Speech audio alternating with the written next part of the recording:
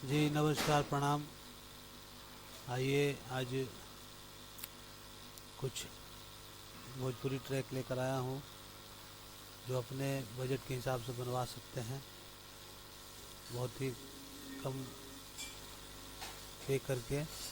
और आइए थोड़ा सा सुन लेते हैं।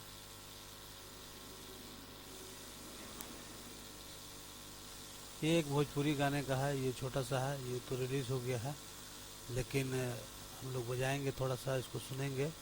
और जिनको भी इस टाइप का अच्छा म्यूज़िक बनवाना हो वो संपर्क कर सकते हैं। जय भोजपुरी समाज।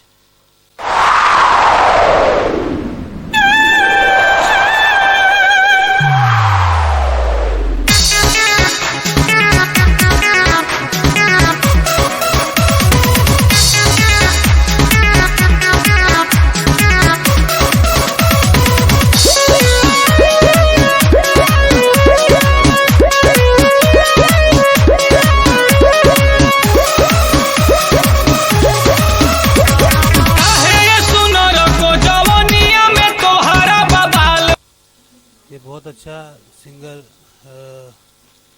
गाए हैं अभय आशिक और अंजलि राज जी का, जो पवन सिंह जी के साथ गाई थी। धन धुआं हो जाए इनके गाया गीत है। और जो भी सिंगर से गवाना चाहते हैं वो भी संपर्क कर सकते हैं। अपने मन पसंदीदा सिंगर, फीमेल सिंगर, उनकी आवाज़ में भी रिकॉर्ड हुआ कराया जा सकता है।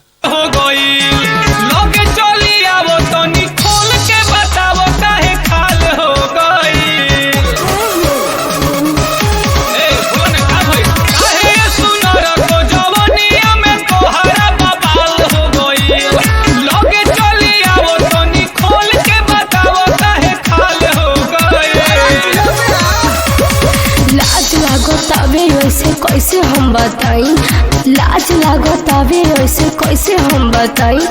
केने केने कैले बाड़े कैल का देखाई। अरे सुना लहरे तो बैठल रही पेपर तारावा छहिर बाबा कलोले अहिर लौरी से कैलस ढोढ़िया गहिर बाबा कलोले अहिर लौरी से कैलस ढोढ़िया गहिर बाबा कलोले अहिर।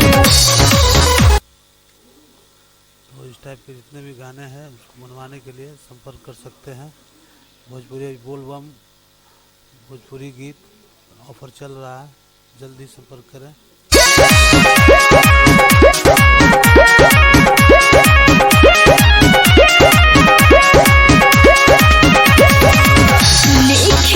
रिपोर्ट चोट देले बोरियार बा, दर्द में दरोगा जी जवानिया हमार बा। लिखना रिपोर्ट चोट देले बोरियार। जिनको भी बनवाना हो अपने बजट के हिसाब से संपर्क कर सकते हैं।